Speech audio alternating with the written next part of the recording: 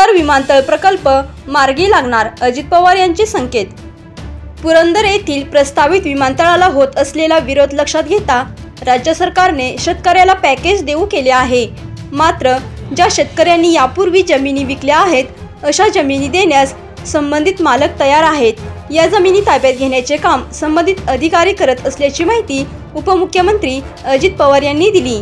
यावरून पुरंदर विमानतळ बाधिकांचा विरोध न जुमानता हा प्रकल्प होणारच असे स्पष्ट संकेतच पवार यांनी दिले आहेत। पुरंदर येथील विमानतळासाठी 7 गावांमधील जमीन संपादित करण्यात येत आहे। या संदर्भात जिल्हा प्रशासनाकडून जमिनीच्या मोजणीपूर्वी करण्यात येणारे ड्रोन सर्वेक्षण शेतकऱ्यांच्या व ग्रामस्थांच्या विरोधामुळे थांबवण्यात आले। या आंदोलनावेळी दगडफेक तसेच लाठीचार्ज करण्यात आला। त्यानंतर राज्य सरकारने एक पाऊल मागे घेत शेतकऱ्यांची चर्चा केली।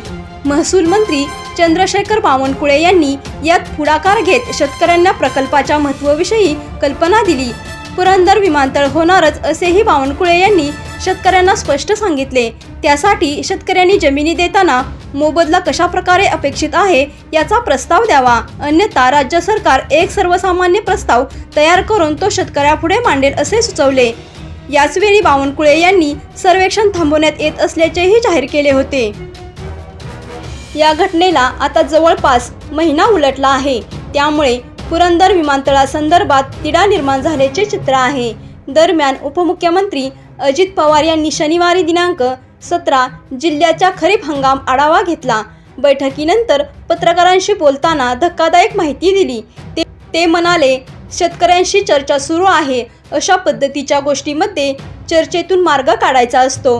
अधिकाऱ्यांनी दिलेल्या माहितीनुसार त्यांच्या जमिनी आणि घरे संपादित होत आहेत अशांचा विरोध आहे। मात्र 7 गावांमधील सुमारे 60% जमीन अन्य लोकांनी खरेदी केली आहे। मधल्या काळात हे जमीन मालक जमीन देण्यास तयार झाले आहेत। ते जर जमीन द्यायला तयार असतील तर ही 60% जमीन संपादित करण्यासाठी अधिकाऱ्यांनी कार्यवाही सुरू केली आहे।